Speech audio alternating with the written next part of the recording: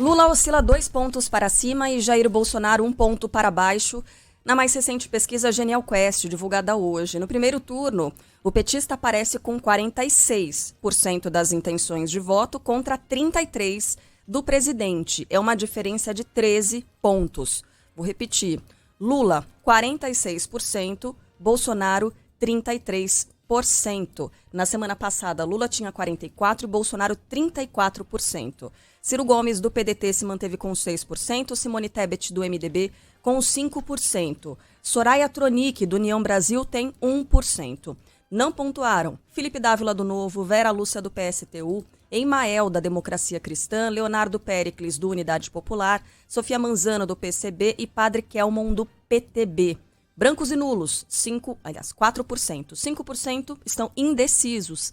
5% de indecisos, a gente está falando de votos muito importantes, hein? 5% é bastante coisa nesse cenário que a gente tá. Disputados na unha, né, nesse momento. Nossa, sem dúvida. Em um eventual segundo turno entre Lula e Jair Bolsonaro, o petista venceria por 52-38. Logo mais, a gente traz mais informações, mais recortes, né, dessa pesquisa Genial Quest, divulgada nessa manhã. Nessa quarta-feira, novas pesquisas aos governos estaduais foram divulgadas pelo IPEC. Vamos começar falando do Rio de Janeiro com a Gabriela Morgado. O atual governador do Rio, Cláudio Castro, do PL, aumenta a vantagem na corrida eleitoral e tem 38% das intenções de voto, segundo a pesquisa IPEC. O deputado federal Marcelo Freixo, do PSB, registra 25%, uma queda de 2 pontos em relação ao levantamento anterior. O ex-prefeito de Niterói, Rodrigo Neves, do PDT, foi de 6% para 7%. Ciro Garcia, do PSTU, permaneceu com 3%. Paulo Ganimi, do Novo, Juliette Pantoja, da Unidade Popular e Wilson Witzel, do PMB, continuaram com 2% cada. Eduardo Serra, do PCB, manteve 1% das intenções de voto e Luiz Eugênio, do PCO, não pontuou em nenhum dos dois levantamentos. A margem de erro é de 2 pontos para mais ou para menos. São Paulo, Fernando Haddad, do PT, segue na liderança da corrida ao Palácio dos Bandeirantes. Ele tem 34% das intenções de voto, o mesmo percentual da semana passada. Tarcísio de Freitas, do Republicano, variou de 22% para 24% e Rodrigo Garcia, do PSDB, oscilou de 18% para 19%, tudo dentro da margem de erro. 7 candidatos surgem com 1% das intenções de voto. São eles: Vinícius Poit, do Novo, Gabriel Colombo, do PCB, Antônio Jorge, da Democracia Cristã, Elvis César, do PDT, Carol Villar, do Unidade Popular, Altino Júnior, do PSTU e Edson Dorta, do PCO. Brancos e nulos são 7%. 9%, também é muita gente, não sabem ou não responderam. Em Minas Gerais, Romeu Zema lidera a disputa, mas Alexandre Calil reduziu a diferença. O destaque é de Tayane Ribeiro. O candidato à reeleição, Romeu Zema, do Novo, lidera a corrida para o governo de Minas com 45% das intenções de voto, segundo pesquisa IPEC divulgada nessa terça. Alexandre Calil, do PSD, está em segundo com 34%. Zema caiu 1 ponto percentual em relação à pesquisa anterior, enquanto Calil cresceu 5 pontos. Carlos Viana, candidato pelo PL, aparece na sequência com 3%. Vanessa Portugal, do PSTU, Lorene Figueiredo, do PSOL, Marcos Pestana, do PSDB, Renata Regina, do PCB e Indira Xavier, da Unidade Popular, aparecem com 1% cada. Os outros candidatos não pontuaram. A pesquisa completa você confere na programação local da Band News FM Belo Horizonte. Vamos lá, Distrito Federal agora. Ibanez Rocha segue à frente. Fala, Rafael Procópio. A pesquisa do Instituto IPEC, divulgada nesta terça-feira, aponta o candidato à reeleição Ibanez Rocha, do MDB, na frente da disputa do governo do Distrito Federal, com 43% das intenções de voto. Leandro Graz, da Federação PV, PT e PCdoB, aparece em segundo com 16% e o senador Isalci Lucas, do PSDB, subiu para terceiro lugar com 9%. Na sequência, Paulo Otávio, do PSD, tem 8% e a senadora Leila do Vôlei, do PDT, com 6%. Coronel Moreno, do PDT, aparece com 2%. Queca Bagno, do PSOL, e Renan Arruda, do PCO, tem 1% cada. Lucas Salles, do Democracia Cristã, Teodoro da Cruz, do PCB e Robson da Silva, do PSTU, tiveram menos de 1%. 1.504 pessoas foram ouvidas entre os dias 24 e 26 de setembro para a pesquisa. A margem de erro é de 3 pontos percentuais para mais ou para menos, sendo o nível de confiança de 95%. Mais detalhes você confere durante a programação. Pernambuco, Marília Reis continua na liderança. Cacá Barbosa. A pesquisa IPEC divulgada ontem coloca a candidata Marília Reis, do Solidariedade, na liderança da corrida pelo governo de Pernambuco, com 34% das intenções de voto. Em seguida aparece Raquel Lira, do PSDB, com 15%, Miguel Coelho, do União Brasil, e Danilo Cabral, do PSB, com 13% cada, e Anderson Ferreira, do PL, com 11%. Pastor Wellington, do PTB, tem 1%, e Cláudia Ribeiro, do PSTU, João Arnaldo, do PSOL, Jadilson Bombeiro, do PMB e Jones Manuel, do PCB, não pontuaram. Brancos e nulos são 7% e outros 5% não souberam responder. A margem de erro é de 3 pontos percentuais para mais ou para menos. O Ministério da Justiça realiza uma operação para garantir a segurança nas eleições. O destaque é de João Pedro Melo. Para garantir a segurança e proteção aos cidadãos, eleitores e servidores da Justiça Eleitoral, o Ministério da Justiça já deu início à Operação Eleições 2022. A ação é coordenada pela Secretaria de Operações Integradas e será acompanhada em tempo real por representantes do Tribunal Superior Eleitoral, das polícias civis e militares, da Polícia Federal, além da Polícia Rodoviária Federal. Também vão participar dessa ação membros do Corpo de Bombeiros, Ministério da Defesa, da ABIN, além das Secretarias de Segurança Pública e da Defesa Civil. O coordenador do Centro Integrado de Comando e Controle, Coronel Julian Rocha Pontes, aponta que as ações visam garantir que os eleitores exerçam a cidadania sem qualquer tipo de complicação. Então nós estamos propiciando segurança para que as pessoas possam realizar o seu direito ao sufrágio no dia 2 de outubro. E domingo você já sabe, eleição em todo o Brasil, com cobertura completa, programação especial aqui da Band News FM desde as primeiras horas da manhã. Você acompanha a movimentação dos eleitores, o voto dos candidatos, tudo o que você precisa saber para votar e, claro, a apuração dos resultados logo depois do fechamento das urnas, às 5 da tarde, pelo horário de Brasília. Luiz Megali, Carla Bigato e eu estaremos por aqui comandando a programação especial, acompanhando os números do TSE, tudo isso, é claro, com a análise do nosso timaço de apresentadores, de âncoras, de colunistas, Dora Kramer, Mônica Bergamo, Eduardo Oineg, Fernando Schiller, Antônio Lavareda e mais convidados especiais. E aí, na sequência, às 9 da noite, tem Reinaldo Azevedo ao lado de Alexandre Bentivoli e Bob Furuia, trazendo o É da Coisa especial de eleições. E olha, estava aqui conversando fora do ar com a Carla, né, sobre a quantidade de fake news que voltou a circular, né? Nessa reta final de campanha não poderia ser diferente. A gente já esperava por isso, quantidade de desinformação, de vídeos falsos circulando por aí. Então vamos lá, nunca é demais relembrar, quando você recebe uma mensagem no WhatsApp, verifique, porque ela tem características muito particulares, né? Em geral é aquela encaminhada com frequência, vem com caixa alta, tem alguns elementos, inclusive no nosso projeto aqui do Grupo Bandeirantes de Comunicação com Prova, que verifica a veracidade dessas informações, tem várias dicas para você identificar quando essa mensagem é falsa. E depois joga ali no Google ou busque o seu veículo de comunicação de confiança, a Band News FM, por exemplo, para a gente verificar, para a gente juntos combater desinformação. Por exemplo, tem um vídeo circulando demais agora, mostrando o que seria uma fraude em urnas. É um vídeo que foi gravado durante um procedimento de carga e lacração das urnas eletrônicas em Itapeva, no interior de São Paulo. O que está circulando mostra esse vídeo, nesse vídeo, mostra a preparação das urnas, basicamente isso. Só que a legenda diz o seguinte: urnas eletrônicas dentro do sindicato do PT de Itapeva. Aí a autora desse vídeo interpela os agentes sobre a escolha do local e sugere que é fraude nas urnas. E aí pronto, né? Começou a bombar esse vídeo, tá? É importante que a gente desminta e traga informação correta a respeito disso. Inclusive o TRE se manifestou, né, Carla? Foi. O Tribunal Regional Eleitoral de São Paulo publicou uma nota de esclarecimento sobre essa cerimônia de preparação das urnas em Itapeva. Tem aqui, né, vários itens nessa nota e diz, olha, desde 2014 o cartório eleitoral de Itapeva, 53ª zona eleitoral, realiza o procedimento de carga e lacração das urnas eletrônicas no Sinticom, que é o Sindicato dos Trabalhadores da Indústria da Construção Imobiliária, Cimento, Cal, Gesso e Montagem Industrial de Itapeva, por falta de espaço físico no ambiente do cartório. O sindicato fica ao lado do cartório eleitoral.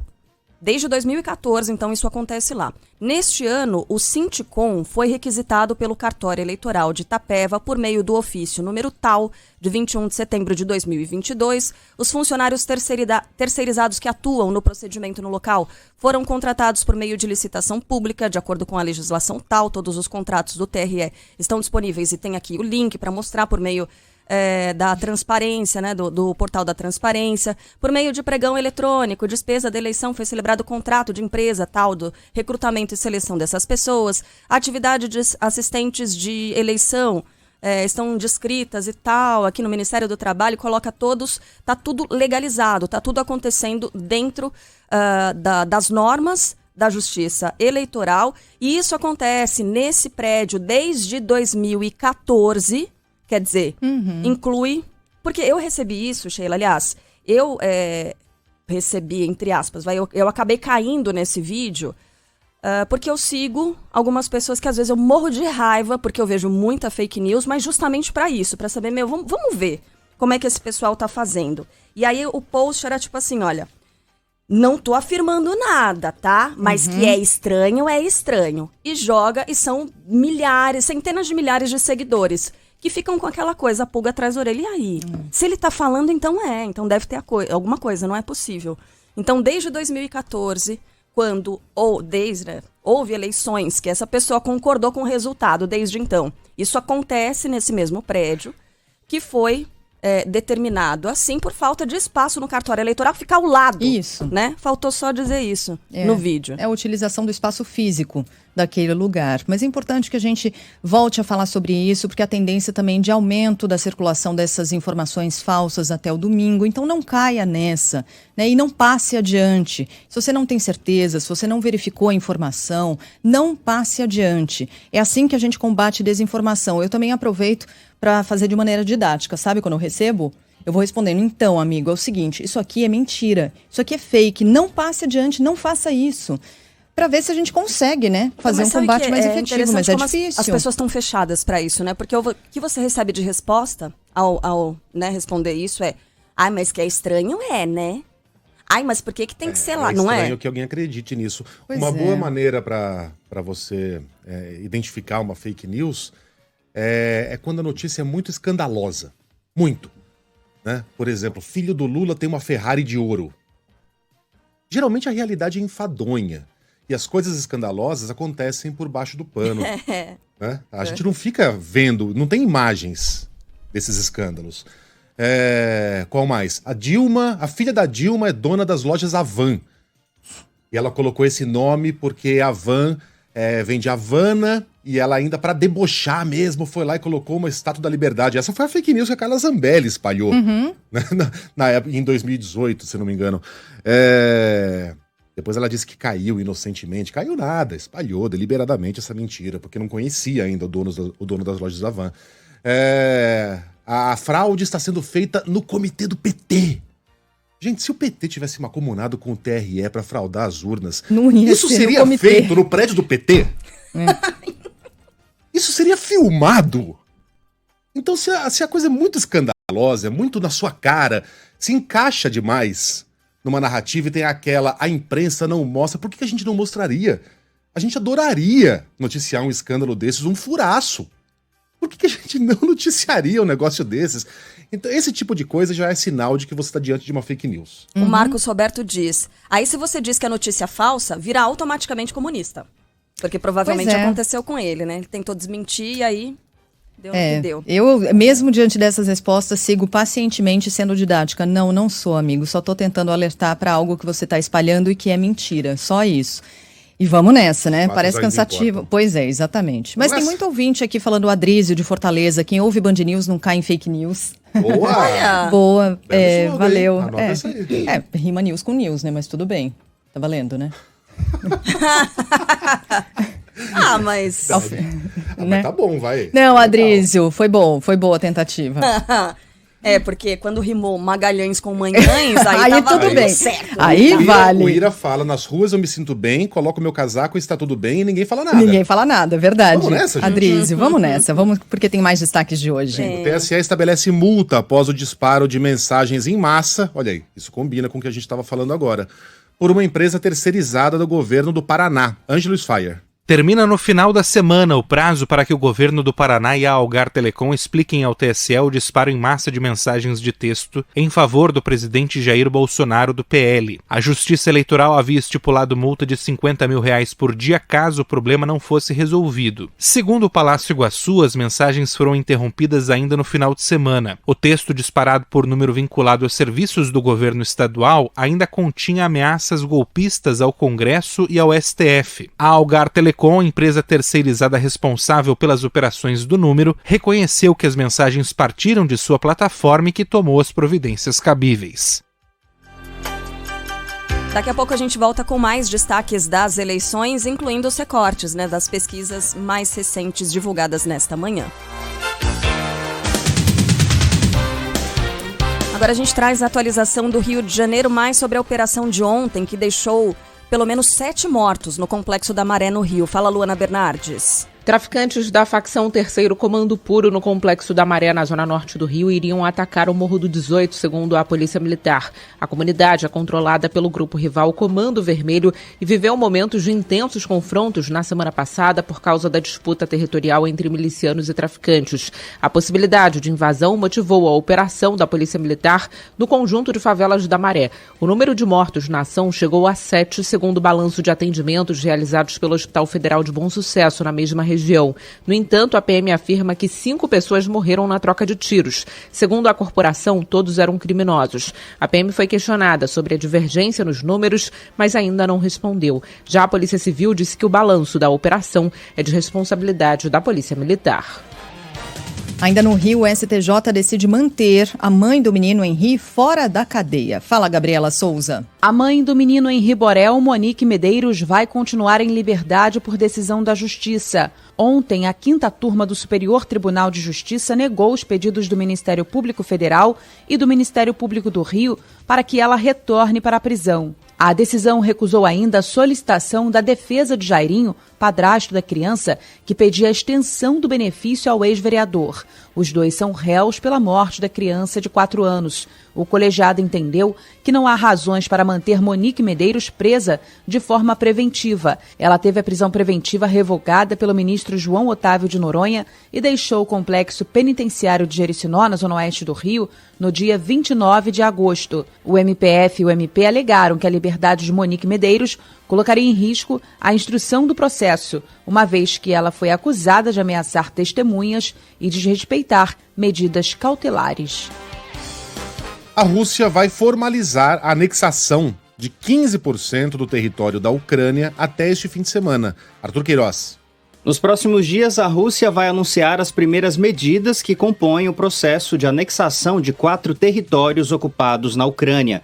De acordo com as autoridades, o resultado do referendo realizado entre a última sexta-feira e ontem apontou aprovações altas, de 90% em média, para Luhansk, Kherson, Donetsk e Zaporizhia, cidade que abriga a maior usina nuclear da Europa. Apesar de ter divulgado as taxas, a Rússia não informou qual a atual população desses locais, já que milhões de ucranianos deixaram essas e outras cidades quando elas começaram a ser alvos de ataques. O Conselho de Segurança das Nações Unidas realizou em Nova York uma sessão aberta sobre os referendos. O presidente da Ucrânia, Volodymyr Zelensky, acusou os russos de terem forçado a população a responder à consulta enquanto as pessoas eram ameaçadas. Для Росії і втрату окупантами.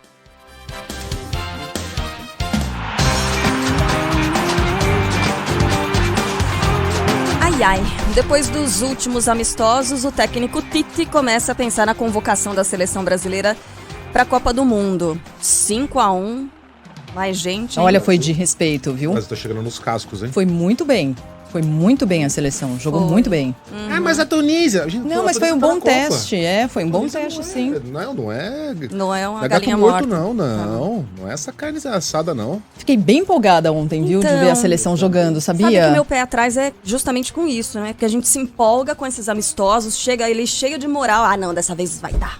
vai dar, porque não sei o quê, aí a gente pensa alguma coisa, porque não tem uma grande estrela, obviamente, Neymar, mas tem muita gente ali com a faca nos dentes pra chegar junto. Então, eu acho que tem exatamente Pedro, por que tá isso. aí cheio de vontade, mas aí, cara... Mas então isso tá me animando, a coisa de a gente não depender apenas e tão somente do Neymar, como foi na última Copa, de a gente ter mais gente em torno dele, né?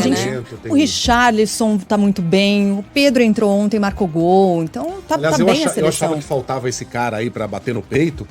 Acho que o Richarlison cumpre bem esse cara, Eu não estava confiante, agora eu tô ficando. Então. Vini Júnior. Tá chegando muito bem nessa Copa, viu?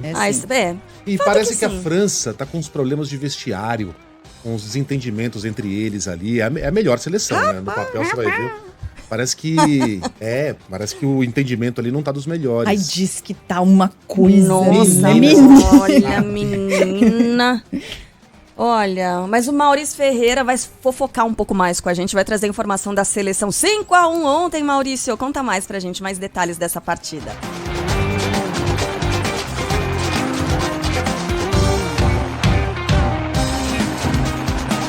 O Maurício... Não tem o Maurício? Tô. Agora sim ele apareceu. Fala, Maurício. Autor de 2 gols na goleada do Brasil por 5-1 sobre a Tunísia, o atacante Rafinha espera manter o rendimento no Barcelona para assegurar uma vaga na lista final de Tite. Com 5 gols em 11 partidas pela seleção, o jogador de 25 anos admite a ansiedade pela convocação para a Copa do Mundo. Me preparar o melhor possível dentro do clube e, a ansiedade cada dia que passa ela é maior, mas a gente, com trabalho duro, a gente espera estar lá. Bom, a gente não tem muito tempo antes da virada para 7h25, mas dá tempo da gente falar rapidamente aqui, depois a gente volta mais detalhadamente ao assunto, da atitude lamentável do torcedor ou torcedores que jogaram uma banana em direção ao Richarlison no Parque dos Príncipes. É inacreditável, né? De novo acontecendo isso, gente. Não sei se o alvo era o Richarlison, não sei se o alvo era outro, não sei se tinha um alvo específico, né? Havia muitos jogadores negros ali, principalmente na seleção brasileira. E o Richarlison não percebeu, né? Ele disse, acho que foi Deus que me livrou de ter visto a banana. Sei lá o que eu ia fazer de cabeça quente. É difícil ver isso acontecer dentro de um estádio de futebol, que o torcedor possa ser achado e seja punido para que sirva de lição para outras pessoas. Até agora ninguém foi localizado. Por enquanto ninguém foi localizado e, portanto, ninguém foi punido. A gente vai conversar daqui a pouquinho com o Thiago Leme, direto da França, para ver se tem mais informações a respeito desse imbecil que protagonizou mais essa imbecilidade no estádio.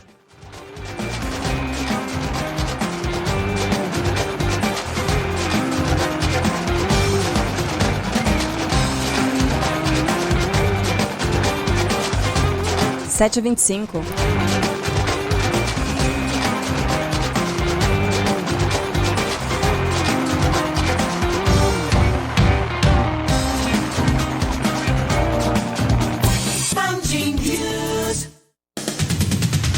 Acabou!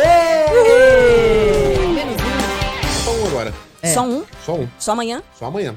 No primeiro turno, né? Mais. A não ser que haja... Quer dizer, vai haver, né? Vai haver segundo turno, nem que seja em alguns estados. Mas que vai. Então a gente vai continuar com uma programação meio de pé quebrado aqui para algumas regiões do Brasil, onde certamente haverá segundo turno. Fora a possibilidade, que é muito grande também, de haver segundo turno na eleição presidencial. Então não se acostumem, né? A partir de sexta-feira não tem mais, mas é bem provável que na semana que vem tenha de novo. Isso. Estávamos falando aqui, Sheila, eu, Carla Bigato, bom dia de novo, gente. Bom dia. Vocês estão bem? Tudo certo. Estávamos falando aqui daquele imbecil que jogou uma banana ontem em direção a Richarlison no jogo da seleção brasileira. Olha, eu vou te falar uma coisa. Você saber que tem pessoas que pensam assim, né? Que na cabeça deles existe uma correlação entre um negro e um primata, já é de desanimar. Agora, você saber que tem um cara que, além de pensar desse jeito, se dá o trabalho de comprar ingresso para um jogo da seleção brasileira contra a Tunísia, uma seleção africana contra uma sul-americana, gastar dinheiro nesse ingresso, ir até a arquibancada, muquear uma banana no bolso, para na hora da comemoração de um gol, lançar em direção ao jogador, isso vai além da minha capacidade de compreensão da maldade humana, Sheila. Não dá. Eu não consigo vislumbrar uma pessoa assim. Que tipo de gente é esse? Maldade, imbecilidade. Essa pessoa tem família. Falta de inteligência. Ela é carinhosa com os familiares, ela é um bom vizinho. Que tipo de gente faz isso? Como é que a gente explica um troço desses? Sem falar no lado criminal, se bem que eu acho que lá isso não é crime. Aqui seria injúria racial. Mas lá não. Ou seja, se não houver uma punição administrativa, no caso por parte da FIFA, né? Era uma data FIFA, ou por parte da UEFA, se for um jogo entre seleções europeias, não acontece muita coisa, não. Não acontece nada, não há consequências para quem faz um troço desses. É de desanimar. Bom, a gente vai voltar a esse assunto, né? Mas sim. Essa que tem pesquisa, a gente tem muito a tratar. O Galo já cantou mais cedo. Vamos então aos principais destaques desta quarta-feira. Literalmente, literalmente. Dia 28 de setembro de 2022. Faltando 4 dias para a eleição presidencial, Lula amplia de 11 para 13 pontos a vantagem sobre Jair Bolsonaro no primeiro turno da disputa ao Palácio do Planalto. É o que mostra a mais recente pesquisa Genial Quest, divulgada hoje, divulgada nessa manhã. Sorry. O petista tinha 44% na semana passada e agora aparece com 46% das intenções de voto. Jair Bolsonaro do PL oscilou de 34% para 33%. Então, repetindo, nessa pesquisa, Lula aparece com 48% das 46%, tinha 44%, foi para 46%, Bolsonaro tinha 34%, foi para 33%. Ciro Gomes do PDT surge com os mesmos 6% da semana passada e Simone Tebet do MDB com 5%. Soraya Tronic do União Brasil tem 1%. Os demais candidatos não pontuaram. Brancos e nulos, 4%. 5% não responderam. Aí, considerando apenas os votos válidos, portanto excluindo brancos e nulos, Lula atinge 50,5%. Na margem de erro, fica entre 48,5% e 52,5%, deixando em aberto a possibilidade de vitória no primeiro turno. Bolsonaro alcança também, considerando apenas votos válidos, 36,3%. Se a disputa fosse decidida no segundo turno, for decidida, Lula venceria o presidente por 52% a 38%. Entre os entrevistados, 79% dizem que estão totalmente decididos sobre o voto. O índice é de 85% entre os que votam em Lula e 84% entre os que vão votar em Bolsonaro. Ou os que dizem, né, que vão votar em Jair Bolsonaro. Onde é que pode mudar a coisa? Entre os eleitores de Ciro Gomes, 48% dizem que ainda podem votar em outro candidato. E entre os que não declararam voto em Lula ou Bolsonaro, 24% admitem alterar a escolha para que o petista vença no primeiro turno. Então, 1 em cada 4 dos que não votam em nenhum dos dois admite a possibilidade de mudar o seu voto para liquidar a fatura já no domingo.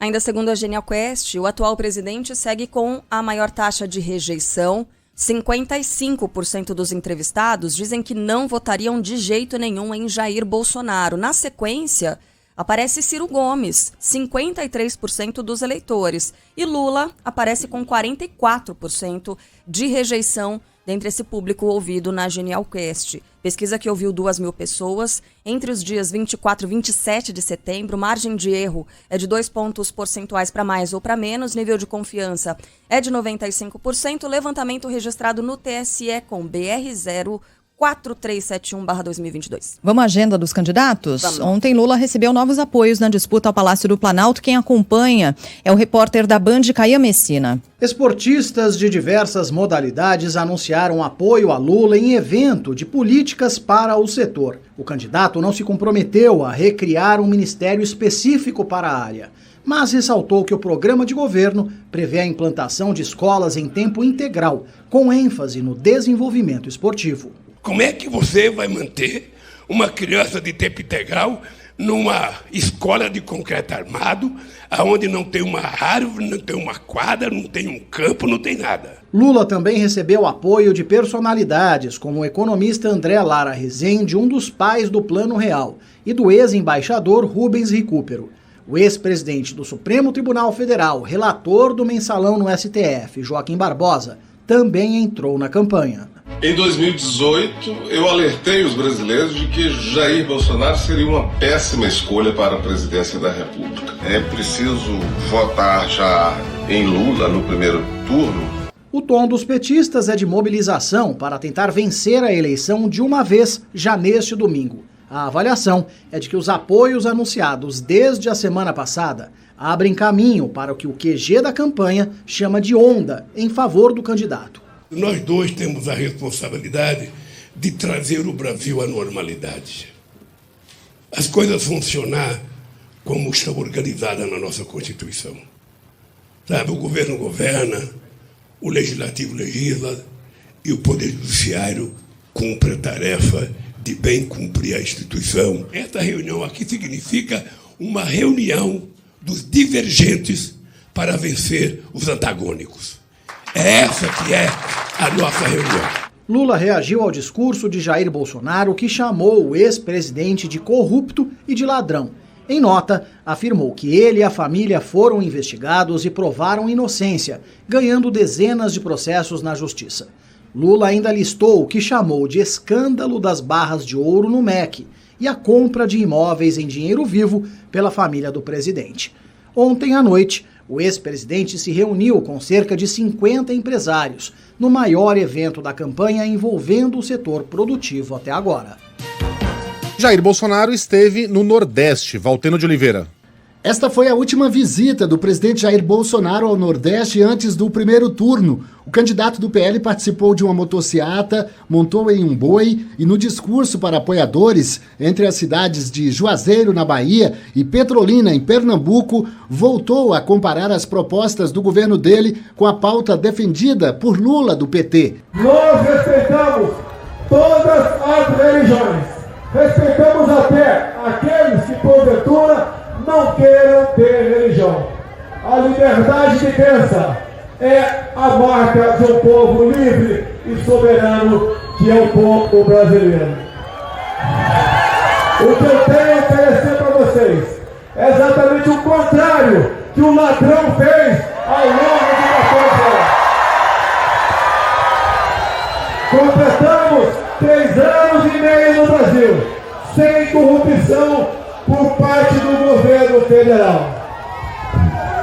Não ser corrupto não é virtude, é obrigação. Nesta quarta, o presidente Jair Bolsonaro retoma a agenda de campanha no Sudeste. O candidato do PL faz comício em Praia Grande e Santos, no litoral de São Paulo. E na quinta, vai ao Rio de Janeiro para participar do último debate. Na propaganda eleitoral, Bolsonaro alfinetou Lula ao dizer que o Auxílio Brasil paga 3 vezes mais que o antigo Bolsa Família. Hoje temos 21 milhões de pessoas, de famílias, que recebem o Auxílio Brasil. 17 milhões são mulheres. R$600 por mês, preferencialmente as mulheres. Na sexta-feira, Jair Bolsonaro faz o último comício do primeiro turno em Poços de Caldas, Minas Gerais. E no sábado, encerra a campanha em Brasília. No TSE, o plenário confirmou a decisão que proíbe Jair Bolsonaro de fazer lives eleitorais no Palácio da Alvorada. O tribunal também barrou o site de Lula, que se passava por agência de checagem. Fala aí, Rafael Procópio. O plenário do Tribunal Superior Eleitoral tomou 2 decisões nesta terça-feira que atingem diretamente as campanhas de Bolsonaro e de Lula. No caso do atual presidente da República, a corte formou maioria para impedir que as lives de Bolsonaro sejam feitas em locais de uso exclusivo do Poder Executivo. Com isso, Bolsonaro não pode fazer campanha para ele ou para outros de dentro do Palácio do Planalto ou de dentro do Palácio da Alvorada, residência oficial. O entendimento da corte é de que isso configuraria o uso do bem público para benefício próprio. No caso de Lula, por unanimidade, a corte acatou a decisão da ministra Maria Cláudia Buchianeri, que solicitou a remoção de um site atribuído à campanha do ex-presidente. O pedido foi feito pela campanha de Bolsonaro e o site Verdade na Rede, segundo o TSE, estaria se passando por uma agência de checagem independente, ao invés de deixar claro que era um site de cunho eleitoral contra Bolsonaro. A pena para o descumprimento da decisão de retirar o site e contas em redes sociais relacionadas é de R$50 mil. Também há uma multa de R$50 mil para caso o perfil no Twitter desse site não seja desativado. Ciro Gomes cumpriu a agenda em Taboão da Serra, na Grande São Paulo. Aos apoiadores, o candidato do PDT disse que é necessário mudar o modelo político e econômico do país. O problema do Brasil desse tamanho como está, não é problema de Chico, Maria ou Manel. de Lula, Bolsonaro e Dilma. Cada um tem seu valor, cada um tem seu defeito, cada um fez teve as oportunidades que teve e fracassou, porque por trás de cada um deles está o mesmo modelo. Simone Tebet, do MDB, participou de sabatina em São Paulo e voltou a reafirmar o compromisso com a educação, uma das bandeiras da campanha dela. Já Soraya Tronic, do União Brasil, visitou um centro médico de referência na capital paulista e defendeu a universalização de serviços do SUS. Domingo tem programação especial aqui na Band News FM, hein? Você acompanha o voto dos eleitores, dos candidatos, desde as primeiras horas da manhã. Tudo o que você precisa saber para votar e, obviamente, a partir das 5 horas da tarde, os resultados, a apuração, as parciais, tudo isso comandado por nós, eu, Sheila Magalhães e Carla Bigato, equipe espalhada por todo o país, análise de Dora Kramer, Eduardo Oineg, Mônica Bergamo, Antônio Lavareda, Fernando Schiller e vários convidados especiais. Os discursos dos vencedores, os discursos dos perdedores, vai ter muita coisa pra gente tratar no domingo. Logo depois, às 9 horas da noite, tem o É da Coisa especial com o nosso Reinaldo Azevedo. Outros destaques do dia. A pobreza infantil bate recorde no Brasil, segundo o estudo da PUC do Rio Grande do Sul. As informações chegam com o Jean Costa. Em 2021, a taxa de pobreza entre as crianças na primeira infância, com idade até 6 anos, chegou a 44,7% no país, atingindo o maior patamar em uma década, segundo o levantamento realizado por pesquisadores da PUC-RS. A série histórica reúne dados a partir de 2012. A alta foi de 8,6 pontos percentuais no comparativo com 2020. Isso significa mais de 1.400.000 crianças que passaram a ser consideradas pobres. Esse contingente é similar à população inteira de Porto Alegre. O empresário acusado de agredir uma mulher e de outros crimes também continua foragido. Fala aí, Bruno Capozzi. A Justiça de São Paulo decreta a prisão preventiva de Thiago Brenan, empresário acusado de agredir uma mulher depois de uma discussão numa academia em agosto. Ele deveria ter se apresentado às autoridades na última sexta-feira. Thiago Brenan viajou aos Emirados Árabes e até agora não se sabe o paradeiro dele. A Justiça determinou que a Polícia Federal o inclua na difusão vermelha da Interpol, a lista de procurados da Polícia Internacional. O Ministério Público começou a ouvir nesta semana mais mulheres que o acusam de outros crimes, como estupro. Há relatos ainda de que Thiago Brenan obrigou vítimas a tatuarem as iniciais dele. As investigações de um novo ataque a uma escola na Bahia, dessa vez na Chapada Diamantina, e a Paloma Moraes ao vivo traz as informações pra gente. Fala, Paloma. Isso, Carla, bom dia para você, bom dia, Megali, bom dia, Sheila. A gente tem informação de que esse adolescente, de 13 anos, ele foi levado para o conselho tutelar, ele atacou a coordenadora da escola com uma faca e também jogou explosivos caseiros na unidade de ensino em Morro de Chapéu, na Chapada. Essa situação aconteceu ontem de manhã na Escola Municipal Ieda Barredas Carneiros. O adolescente foi contido pela polícia. Em nota também a polícia disse para a gente que ele foi indiciado por atos infracionais análogos aos crimes de ato terrorista, incêndio e lesão corporal. A delegacia da cidade também pediu a internação, pediu à justiça a internação desse garoto. Ele está à disposição da promotoria agora da Infância e da Juventude do Ministério Público. A vítima também vai passar por exame de corpo de delito. De acordo com a Secretaria Municipal da cidade, informou para a gente que a direção escolar, esse aluno cursa o 8º ano na escola e chegou ao local normalmente. Depois ele entrou no banheiro, trocou de roupa, colocou uma roupa preta com capuz e retornou para a escola realizando esse ataque. A gente lembra que esse registro acontece um dia depois do ataque que aconteceu lá em Barreiras, no oeste da Bahia, que deixou uma jovem que usava cadeira de rodas, a jovem Jeane da Silva Brito, de 19 anos, morta nesse ataque na Escola Municipal Eurídia Santana. Isso aconteceu na segunda. Esse adolescente ele acabou sendo baleado por uma pessoa que ainda não foi identificada, estava passando pelo local no momento do crime e ele levou 3 tiros, está internado, ainda não há informações de quem teria sido a pessoa que atirou nele. Por enquanto, ele tem quadro de saúde estável. Ontem a gente conversou com um delegado responsável por esse caso, que é o Rivaldo Luiz, que afirmou que o pai dele também pode responder pelo crime. A gente escuta essa sonora agora. Se ele teve falta de cautela, falta de cuidado no zelo, no cuidado com a arma, ele pode responder sim pelo crime. Ele disse que a arma, ele mantinha cautela, que ele guardou a arma debaixo da cama e que o filho conseguiu achar a arma. Disse que o filho nunca pegou na arma, mas que ele tinha esse cuidado. Isso porque o pai, né, desse jovem é um policial militar da reserva, a quem pertence essa arma que o jovem utilizou para fazer esse ataque, que acabou matando a jovem Jeane, que foi enterrada, inclusive, ontem, sob forte comoção aqui em Barreiras, no oeste da Bahia. Esse menino também era aluno da mesma escola, a Escola Municipal Euridice Santana, chegou ao colégio em maio, estudava em Brasília, veio para cá e, enfim, tem informações de que ele estava planejando já havia meses esse ataque. A polícia está investigando grupos que ele participa no WhatsApp, que ele publicava também, que tem informações ali que levam que ele já estava, né, planejando esse ataque havia meses. De volta com vocês. Valeu, Paloma. Obrigada pelas informações. É preocupante, né? Demais. Muito preocupante. E a gente vai trazendo atualizações aqui ao longo do dia. Deixa eu mudar completamente de assunto. Olha que fofura isso que está aqui no Estadão de hoje. Matéria do André Borges. Militares turbinam salário pré-reserva. Vocês se lembram que em 2019 o Congresso aprovou uma reforma da Previdência que deixou de fora os militares.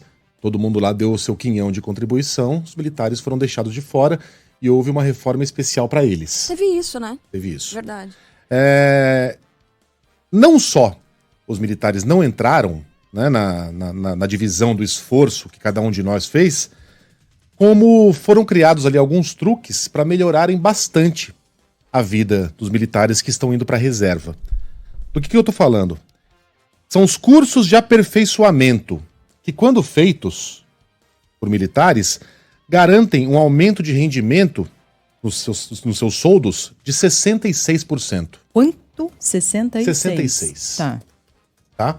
Não é que isso não existisse, já existia, mas o aumento previsto, máximo, era de 54%. Com a reforma da Previdência, passou nesse ano para 66%, e a partir de julho do ano que vem, esse percentual vai ser de 73%. Oi? Praticamente vai dobrar o salário de quem fizesse curso de aperfeiçoamento, que é um curso que dura 8 semanas. Gente. Tá? Um mini cursinho. Esse movimento se concentra na Marinha. Os dados do próprio Ministério da Defesa indicam que, desde que essa mudança foi aprovada, entre 2019 e agosto deste ano, 4.349 oficiais e suboficiais da Marinha concluíram curso de aperfeiçoamento para assessoria em Estado Maior para suboficiais, que duram, já informei, em média 8 semanas. Alguém poderá dizer, mas isso é importante? É uma expertise que essas pessoas estão levando para as nossas Forças Armadas e isso justificaria esse super aumento do salário. Mas desse total, quantos estão trabalhando? Estão na ativa? É aí que eu ia chegar. Desse número, 1.932 já se aposentaram e outros 178 estão em processo de transição. Traduzindo, metade desses oficiais e suboficiais que passaram pelos treinamentos não prestam mais nenhum serviço ao Brasil. Levaram essa expertise que eles receberam e que justificaram esse super aumento para casa. Gente. Não é uma festa? É? Pra quem, né? Porque a gente fica chocado. Não é inacreditável? É inacreditável. Bom, o Estadão entrevistou a Cássio Miranda da Silva Filho, doutor em Direito Constitucional, que diz que isso figura desvirtuamento de proposta de aprimoramento do servidor. Vá! É claramente algo imoral, mas é legal, porque passou a ser previsto. Tá lá, na lei, assinada pelo presidente. A gente pode reclamar, a gente pode espernear, a gente pode se atirar no chão, chorar, prender a respiração até ficar roxo, e não vai adiantar nada. É um desses muitos absurdos no Brasil que são completamente legais.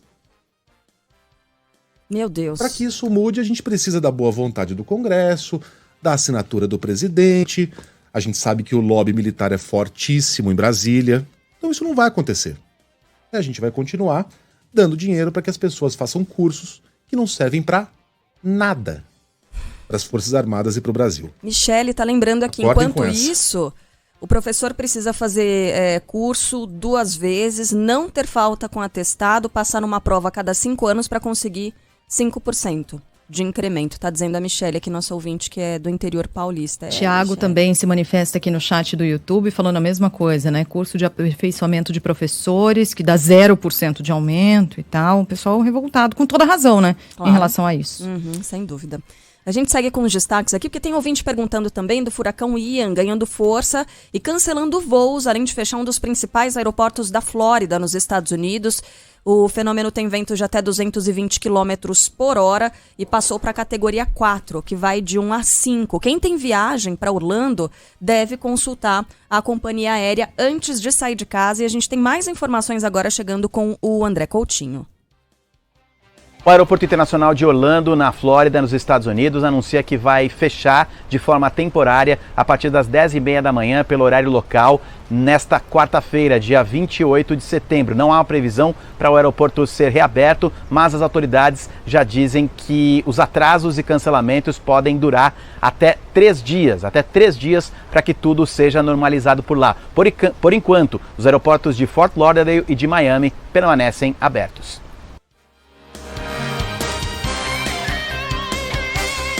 Em Cuba, a passagem do furacão Ian deixou pelo menos 2 mortos. Só mais um destaque aqui, Mega Sena, né? Acumulada pode pagar hoje o maior prêmio em quase 3 anos de concursos regulares. Quem acertar 6 dezenas, 6 números, sei lá. Que número abaixo de 10 a gente chama de dezena, não, né? Essa é sempre uma dúvida claro que eu tenho. Sim, é 05, 06. Aí não, mas dezena não é acima de 10? Não, dezena é um número duplo. É um número com 2 algarismos. É? Bom, sei lá, cara. Quem acertar os 6 números vai levar nada mais, nada menos do que 200 milhões de reais. Tá sobrando tempo nesse noticiário, tá, né? Nossa, focinha tá... Se o dinheiro fosse colocado na poupança, renderia mais de R$1.100.000 por mês. Apostas custam R$4,50 e podem ser feitas até às 7 horas da noite. 200 milhões de reais, portanto, dá para comprar o quê? Vamos 200 imóveis de 1 milhão? De 1 milhão. 1 milhão. Dá o quê? Vamos fazer as contas. Dá 200. 200, né? Dá quanto, Olha, Pablo? certinho, hein? 200 milhões de reais entendi. também equivalem a 1 milhão de notas de 200. Olha só. Incrível, né? Sério? Que dado Daquelas fundamental. que a gente nunca viu, né? Aquela que a gente nunca viu, do Lobo Guará.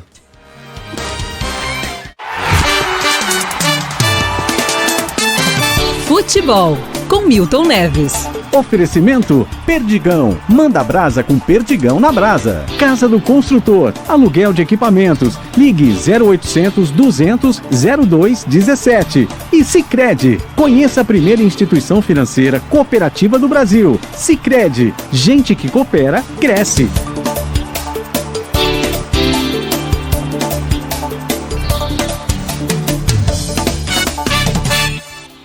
Fala, Milton, bom dia. Oi, Megali. Oi. Gostou do amistoso ontem? O Brasil metendo Muito. 5-1 na coitada da Tunísia? E a Tunísia com 10, hein? No segundo tempo. Um abraço aí para Sheila Magalhães, nossa diretora, e também para Carla Bigato. O Brasil ganhou? Ganhou. É claro, é muito melhor ganhar um jogo ruim que dói adversário fraco do que empatar e perder, ou perder. Porque aí, nossa senhora, aí um monte de jogador que o Tite está testando, ele ia cortar. Mas, e no mais? A Tunísia, time nota 1,7 e a Gana 2,1. E o Brasil ganhou as 2 Copas. Seria uma tragédia se a gente tivesse perdido ou se tivesse empatado. Como ganhou, fica essa discussão. Mas não adiantou nada, 2 times fracos e tal, não foi teste para ninguém, foi pro Pedro. Pedro fez o gol ontem e o Pedro vai ser titular no ataque. Vocês vão ver só. Agora, Brasil 5-1. Brasil ganhou fácil, goleando também a seleção de Gana, mas ainda é muito cedo. É muito cedo pra gente dizer, nós estamos na ponta dos cascos, até porque vai demorar para começar a Copa do Mundo lá no Catar. Entendeu? Então, parabéns a um jogador chamado Rafinha. Eu confesso que eu não conhecia direito o Rafinha. E o Rafinha fez um gol de cabeça ontem, gente. Parecia um gol de cabeça de Leônidas da Silva, né? Porque ele torceu o pescoço no ar. Ele deu uma cabeçada como se fosse um chute, que é muito mais fácil. No mais, ninguém comprometeu, mas também ninguém brilhou, né? O Pedro fez um gol e acredito que ele vai ser o titular no ataque do Brasil com o Neymar e mais 9. Meu amigo, eu quero falar com você agora que bate uma bolinha, joga um tênis, faz caminhada, dá sua corridinha ou vai à academia fazer um spinning. Musculaçãozinha, um crossfit. Treinar é bom, não é mesmo? Melhor ainda é manter em dia a saúde das articulações, dos joelhos, do quadril e cotovelos. Quer uma dica para te ajudar com isso? Colanflex Ultra. É na cabeça, certinho. Colanflex Ultra tem, olha, o colágeno tipo 2, que ajuda na manutenção da saúde de articulações, entendeu? Além disso, tem vitamina D e magnésio, que auxiliam a formação dos ossos. Colanflex Ultra é um aliado do seu treino e da sua saúde. Atleta sofre, né? Mas não precisa. Colanflex Ultra, já nas melhores farmácias do Brasil. Claro que tem muita gente pedindo posicionamento, né, Sheila? Sobretudo pra mim e pra você. Depois daquele post sexista do Milton Neves de ontem. Ele fez, pra quem não viu, ele fez um post horroroso. Não foi anteontem? Anteontem. Ou foi ontem a gente mesmo? estava comentando fora do ar, lembra? Ontem foi que repercutiu mais, né? Aquele post em que ele... Como é que foi, gente? Porque no fim das contas, quando eu vi, ele já tinha apagado. Eu vi que ele colocou o post de uma jogadora de futebol, né, comemorando um gol. Uma jogadora belíssima. E que ele pergunta, quanto é que é? Qual era o número da camisa dela? Porque ela estava de costas e ela tem um corpo escultural, ela é maravilhosa. De fato, ela é maravilhosa. Mas ele coloca ali a mulher como um objeto. Então, muita gente pediu para que a gente se posicionasse, né, Sheila? Porque isso repercutiu demais, sobretudo nas redes sociais. Então, assim, já que a gente conversa com a gravação do Milton, vamos conversar com ele agora, tá? Vou fingir que eu tô conversando com o Milton, porque não é pra lacrar, não é pra nada disso. A gente tá num momento difícil que, se a gente quisesse entrar em rede social, escrever qualquer coisa lá, lacrasse, poderia acontecer. Então, Milton, vamos conversar. É o seguinte, se ele estivesse aqui, a gente diria pra ele, olha, eu tenho fé ainda nas pessoas. É um momento difícil, é um momento que a gente tem uma eleição, o país está extremamente polarizado, a gente tem que dialogar. Milton, não se feche para as pessoas que estão te dizendo e estão te criticando por esse post, que foi de extremo mau gosto. Muito ruim. Porque o Milton também reagiu dessa forma, né? As pessoas cancelaram ele, e aí ele vai retrucando, olha, você que tá me cancelando nas redes, por que você não doa para o hospital tal? Não se fecha para essas pessoas, Milton, porque a gente tá em novos tempos, a gente tá evoluindo. Milton tá com 70 e quantos anos? 70 e alguma coisa? Você pensar, 200 anos atrás, pouquíssimo tempo antes de a gente estar na Terra, no planeta, o pessoal achava normal vender pessoa escravizada. Isso era normal, tinha gente que fazia dinheiro com isso. Hoje em dia, pra gente, é um negócio absurdo. Tratar a mulher como objeto vem sendo algo normalizado ao longo do tempo.